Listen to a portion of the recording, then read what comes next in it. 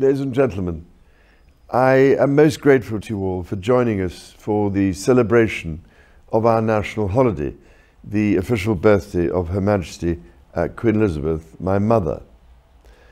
A celebration that is, of course, tainted with sadness. Sadness because any celebration is inevitably overshadowed by the great human tragedy that is the coronavirus pandemic. But alongside this sadness, we retain hope for the future, that we can, at last, look ahead and use this moment as an opportunity finally to address some of the critical issues facing humanity. Not least, the state of our planet, the very earth, oceans and atmosphere on which every single one of us depends for our existence. Unsustainable ways of living have left vast tracts of land vulnerable to catastrophic floods and fires, and to drought and other extreme weather, which means they can no longer sustain life. Despite global warming being an existential threat to us all for many years, I know only too well from over 40 years of personal experience just how much of an uphill struggle it has been to build a critical mass of people prepared to bring about change.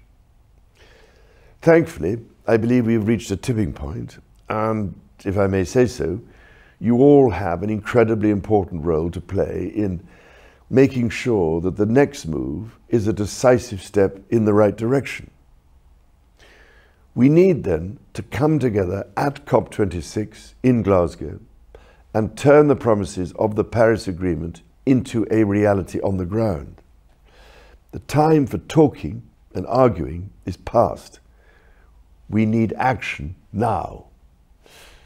This means putting the world on the path to net zero and mobilizing the resources and, above all, the incentives needed to protect lives, livelihoods and nature on the climate and biodiversity front line.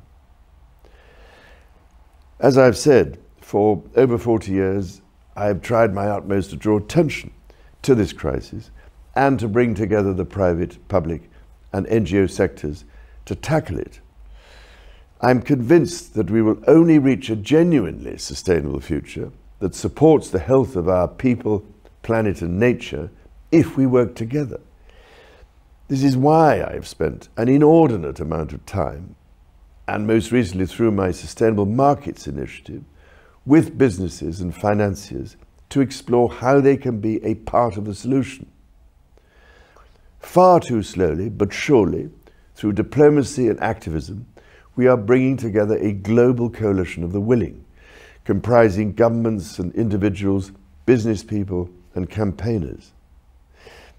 There remains sufficient hope that if we come together in Glasgow for the common good and are ambitious enough, for instance in removing and reorientating the many perverse incentives in agriculture, fisheries and fossil fuels, for instance, that are still driving us down the wrong path, then 2021 really could become the year when things finally changed for the better for our planet. In the space of a year and a half, the United Kingdom will have hosted COP26, the G7, the Global Vaccine Summit and the Global Education Summit. We will have come together to look for solutions to the biggest problems of our time. What we achieve together belongs to all of us. What we fail to achieve is inflicted on our future generations. So, ladies and gentlemen, please do all you can to make 2021 a turning point for the better on many things, not least humanity's relationship with this miraculously precious, beautiful planet we all share.